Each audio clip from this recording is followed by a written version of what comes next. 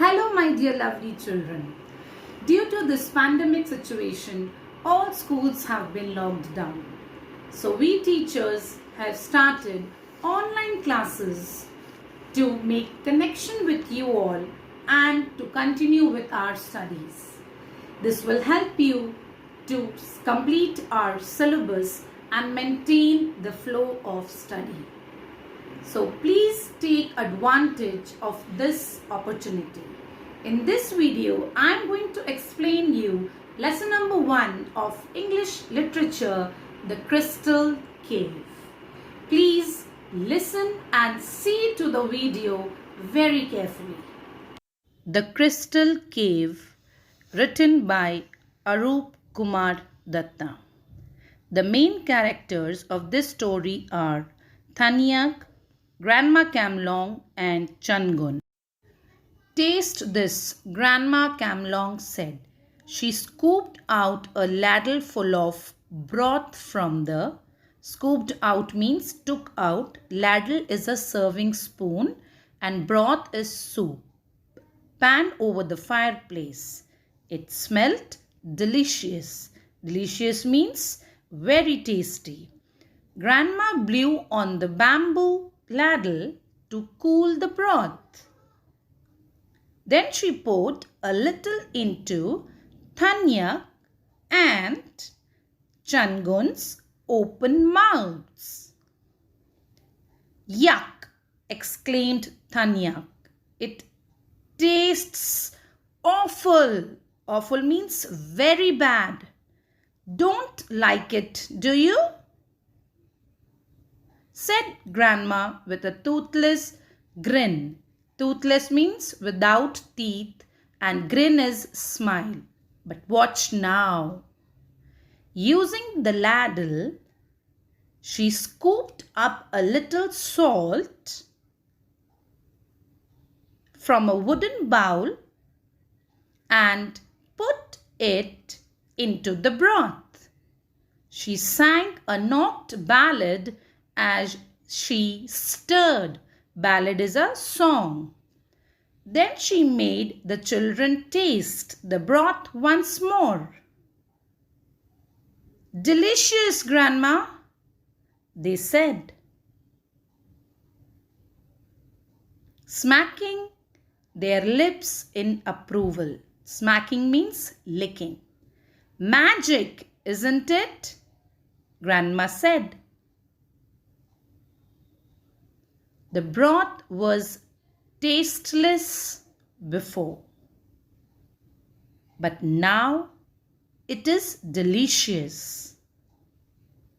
What caused this miracle? Miracle means this wonder. Salt, the children said in chorus. Chorus means in a singing way. Grandma placed 3 reed mats upon the floor, as well as dishes of wood and bamboo tumblers. Tumblers means glasses. Ladling out steaming rice and broth on the plates, she said, "That's right. For the NOCTE, salt is more precious than gold." Precious means important. Our village was rich in the past, continued Grandma. We grew millet and paddy in our fields. The jungles gave us shrubs, ferns and fruits. Our young men went hunting for meat. And most important, we had salt. Did we make our own salt, Grandma? CHANGUN asked, surprised. Yes, we did. A salt spring used to flow by our village. We built shallow troughs and filled them. Troughs are long, narrow containers with salt water. The sun dried away the water, leaving grains of salt in the troughs. Must have been a lot of salt, Thanyak observed. Yes, much more than what our village required. Our men stuffed the surplus into hollow bamboo tubes and took it to the plains each winter. Surplus means extra. They bartered the salt for clothes, beads and other necessities. Bartered means exchanged. But there's no salt spring now, CHANGUN said. Grandma sighed. Our village is poor now. We are no longer self-sufficient. We are no longer self-independent. Our men walked to Konsa township to buy salt. Did the salt spring dry up? Thanyak asked. Yes, it happened one winter years ago. Our source of wealth dried up with it. Why did it dry up? Persisted Thanyak. Persisted means asked again. No one knows. Tell me, Grandma, he said. If the spring flows again, will it bring prosperity to our village? Certainly, smiled Grandma Camlong. Later in the afternoon, Thanyak and CHANGUN went to search the spot where the salt spring had flowed into the river. To their surprise, they had no difficulty. The furrow through flowed was clearly visible. Only ferns and creepers covered the furrow. They could see it wind up the mountain, a ribbon of light green against the darker green of dense jungles. Thanyak cried, "We can follow it upstream." Early next day, after their morning meal, Thanyak and CHANGUN started for their quest. Quest means search. Both had bamboo tubes strapped. Strapped means tied to their backs to carry drinking water with them. They were children of the mountains. The steep climb may have exhausted others. Exhausted means tired, but not them. They were not afraid of the jungles either, because they lived close to nature. They knew that most of these dangers were imaginary. Only if one accidentally disturbed a wild animal would it attack. So far, they had met with only one obstacle. Obstacle means hurdle, and that was a large python, but it just raised its blunt hammer-like head, flicked means waved out its forked tongue and slid away to a higher branch. But halfway up the mountain, a more serious obstacle came their way. And what was it? A herd of wild elephants. Changun said, taking care not to make the least noise, they crawled up a little ahead. They could not see the herd. The grey-black hides of the elephants blended means mixed too well with the foliage. Foliage means greenery. But the sounds made by the herd as it fed grew louder. Soon it became clear that the elephants had chosen the spot as a feeding ground. And it seemed as if they might stay on for quite a while. There was no question of trying to slip through that herd. Their path upstream was firmly means strictly blocked. What do we do now, THENYAK? Changun asked. We wait, her brother replied grimly, sadly. The children waited. Apart from the sounds made by the feeding elephants, the jungle was silent.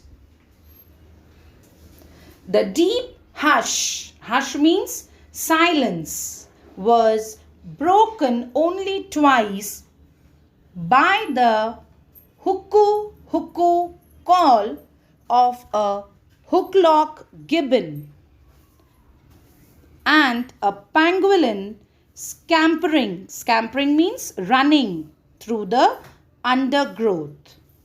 They waited patiently for over 2 hours. And then finally they heard heavy bodies crash through the thick foliage. They were moving back.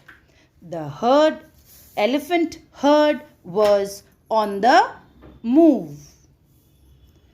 They climbed for an hour and all of a sudden stumbled into a clearing. Hundreds of hoof marks were visible on the ground. There were also some pug marks of wild cats. Pug marks means footprints. And imprints of elephant feet. Changun cried out, "It is a natural salt lick. Wild animals come to lick the earth for salt." This took care of the salt requirement of their bodies. The salt spring furrow ran through the center of the clearing for some distance and then disappeared into a hollow. THENYAK and Changun raced towards the hollow. They quickly moved towards the hollow. As they had guessed, it was a cave. The sunlight lit up the interior at the cave's mouth. The walls of the tunnel-like cave were coated with white crystals. Heaps of crystals rose like molehills from the floor and dangled means hanged like wasps means insect nests from the ceiling. The pure white crystalline heaps glittered means shined in the slanting rays of the afternoon sun. THENYAK bent down and picked up a pinch of the crystals, put it to the tip of his tongue. "It's salt," he whispered in wonder, as if unable to believe his tongue. Soon he began to hop about wildly, in imitation of a tribal war dance, whooping and shrieking in gay abandon. He was shouting with happiness. "We have found salt," he cried. CHANGUN crooned. "There's enough salt in this cave to last our village 1,000 years. That tunnel-like cave is a natural salt mine. The spring flowed through it, carrying some of the salt away," said CHANGUN. The sun was already halfway down on its journey across the horizon. The children knew they must hurry back to their village, though they wanted to locate the salt spring. They knew this was not the right time. They drank the water in the bamboo tubes. Then they placed the tubes upside down on the ground to dry them completely. They packed the tubes with salt. Then, carrying the treasure back upon their backs, they began the descent home. The villagers had meanwhile begun worrying. When they saw the two children descend, the crowd broke out into loud cheers. The children ran excitedly to Grandma Camlong. They shouted, "We have found a cave of salt. Our village will be prosperous again." Unstrapping means releasing the bamboo tubes. They poured the salt onto the earth. The heaps glowed in the light of the setting sun. Grandma laughed happily. "Well done, children," the chief said. "Your courage deserves to be rewarded. You too will be the chief guests during this Loku festival." Loku is their harvest festival. Picking THENYAK up, the chief placed him on his shoulders. CHANGUN's father picked her up and placed her on his shoulders. Grandma Camlong broke out into a NOCTE ballad for courage. The villagers sang along and began a grand celebration. I hope you all enjoyed and understood the story of the two brave NOCTE children, THENYAK and CHANGUN, who did a great discovery for their village. Thank you.